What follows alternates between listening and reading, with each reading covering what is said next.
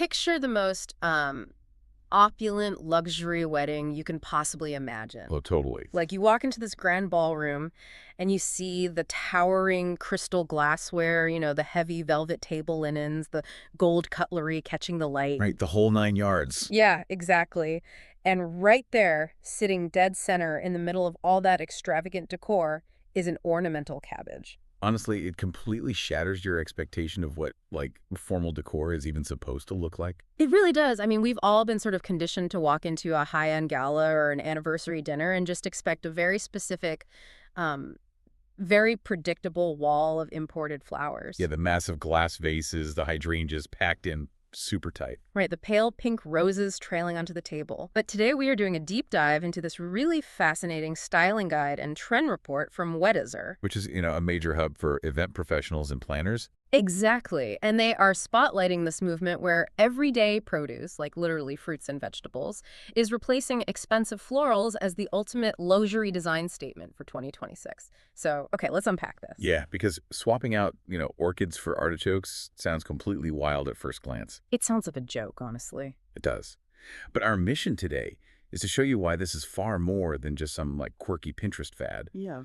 The shift toward produce is a fundamental rewriting of how event planners approach the entire concept of an event. Mm-hmm. It touches on deep issues of sustainability, it completely redefines modern aesthetics, and, as we'll get into a bit later, it fundamentally alters the economics of hosting a large-scale event. Yeah, and before we even touch on how they actually managed to make a cabbage look like luxury, we really need to look at the motivation here. Like, why are people walking away from those classic romantic flower arrangements in the first place? Right. What's driving the change? Exactly. And as I was going through the Weddizer materials, what really struck me was this overwhelming issue of waste. Oh, the waste is astronomical. It is. When you look at the life cycle of a traditional, heavily imported floral arrangement, it starts to look an awful lot like single-use plastic. That is a perfect analogy. Yeah. I mean, think about the journey of a traditional wedding rose. It is often grown in a massive commercial greenhouse in South America. Right.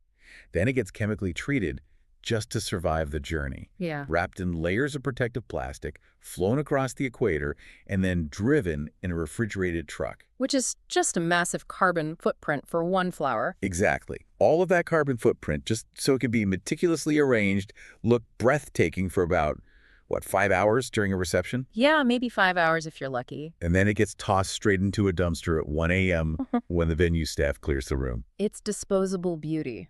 That's what it is. And when you compare that to the alternative, I mean, the appeal of produce becomes incredibly obvious. It really does. What's fascinating here is how this trend highlights a deep alignment between modern eco-conscious values and true luxury. Which usually don't mix, right? Right, exactly. Historically, those two concepts were totally at odds. Luxury meant excess, and sustainability meant you had to, compromise on visual impact. Like, you had to use recycled paper for everything, and it looked a bit plain. Yeah, exactly. But utilizing seasonal fruits and vegetables bridges that gap. You source ingredients locally from farmers rather than relying on this huge global shipping network. Oh, that makes so much sense. Yeah, you lean into whatever is naturally abundant in your specific region at that specific time of year. And crucially, at the end of the night, this decor is either fully reusable or entirely edible. Wow. I want you to imagine how that changes the energy of the room for you as a guest.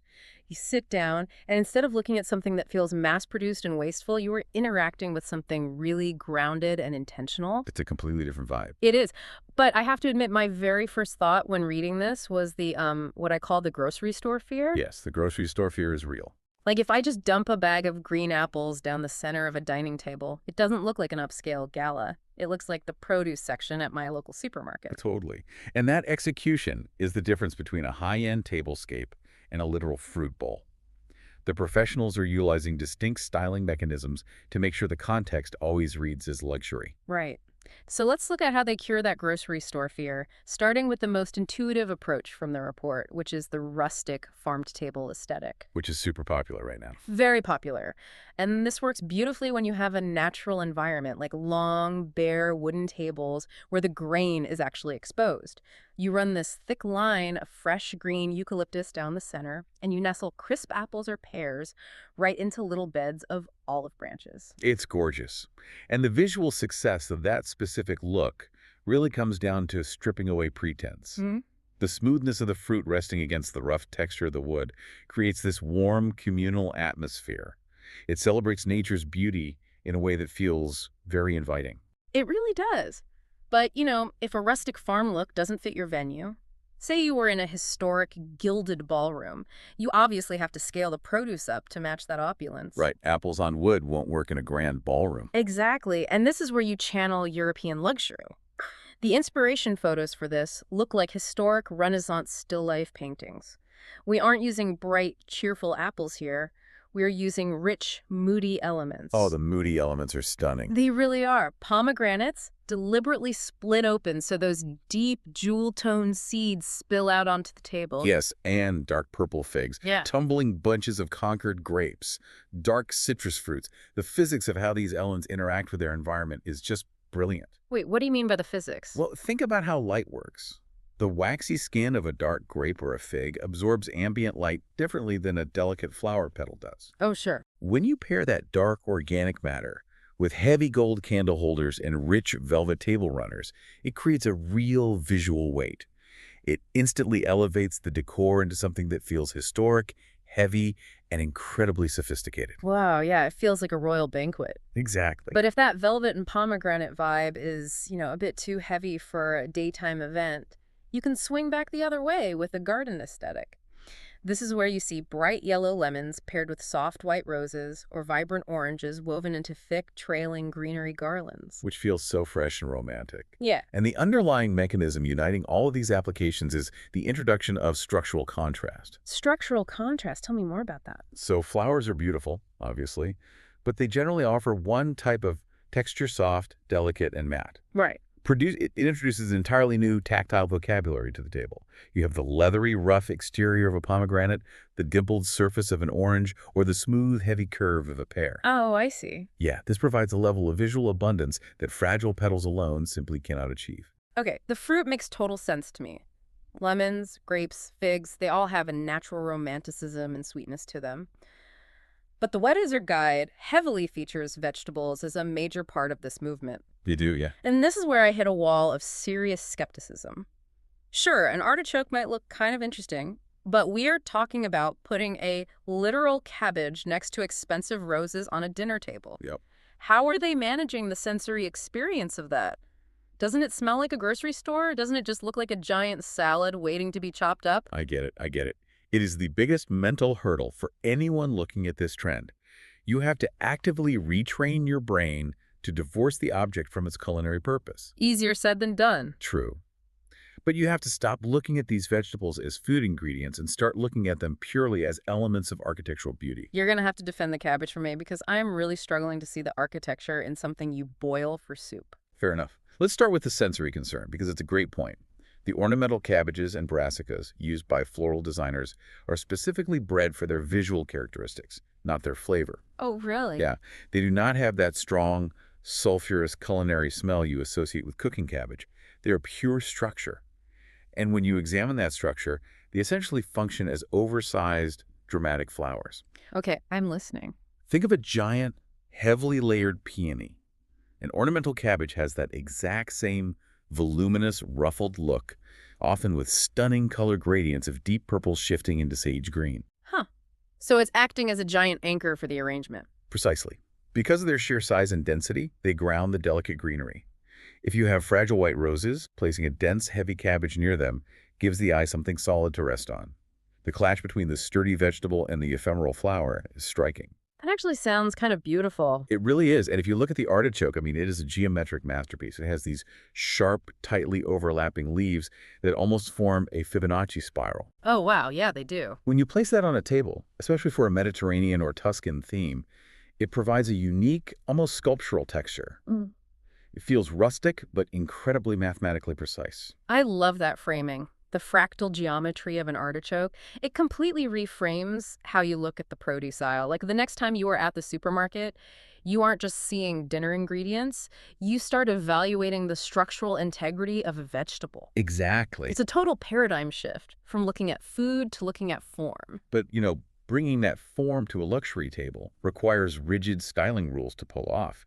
You cannot just casually scatter produce and hope for the best. Right, and here's where it gets really interesting, because the mechanics of how the professionals assemble these tablescapes are totally fascinating. There is a real science to the styling here. There really is. First, according to the source, you have to create a harsh clash of textures. Like, you pair the smooth, heavy pears with light, fluffy hydrangeas.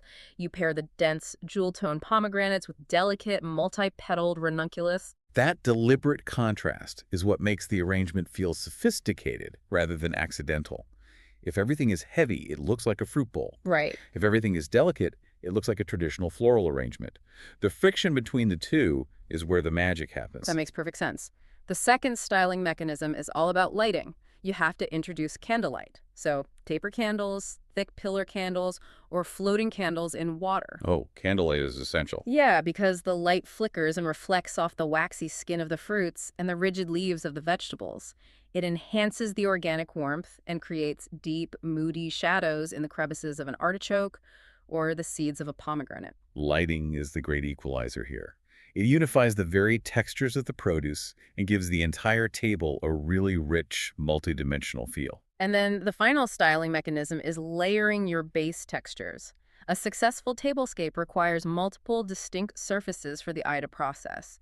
You incorporate linen runners, wooden charger plates beneath the dishes, crystal glassware, and metallic accents. You're building a whole scene. Exactly. You build an environment around the produce so it feels deliberately housed within luxury.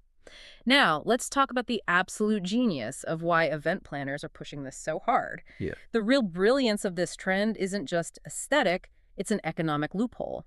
Let's talk about visual volume. Oh, visual volume. This is the underlying engine driving the entire movement. Right. If you want to fill a long banquet table, you need hundreds of individual floral stems to make it look lush and full.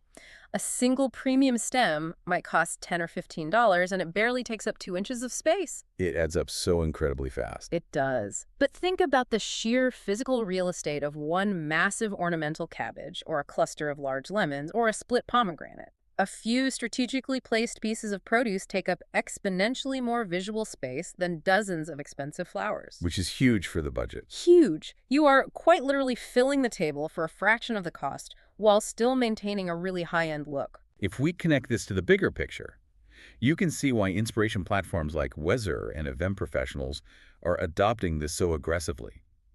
It solves the ultimate paradox of event planning. The paradox being, what? Having it all. Kind of, yeah. Yeah. Historically, you had to balance 3 competing desires: aesthetics, ethics, and economics. Like, how do you deliver a highly bespoke, luxurious appearance while simultaneously controlling a strict budget and actively reducing environmental waste? You usually had to sacrifice one. You could have a custom, luxurious design, but it would cost an absolute fortune and fill a dumpster with floral waste. Or you could be eco-friendly and under budget, but the tables might look sparse. Exactly. Utilizing produce gives you all 3 pillars simultaneously. You gain that massive visual volume for a fraction of the cost, drastically lowering your floral expenses. You achieve a deeply customized, luxurious aesthetic through architectural styling and texture clash. And you virtually eliminate decor waste at the end of the night because the materials are edible or compostable. It is a highly efficient, sustainable design strategy, cleverly disguised as an aesthetic choice. That is just brilliant. So what does this all mean? It means that fruit and vegetable centerpieces are not just a temporary quirk of the design world. They are a genuinely timeless shift because they solve real structural problems in how we gather and celebrate. Absolutely. They seamlessly blend sustainability, intense creativity, and high-end elegance, all while hacking the traditional event budget. And here's my challenge to you. Listen.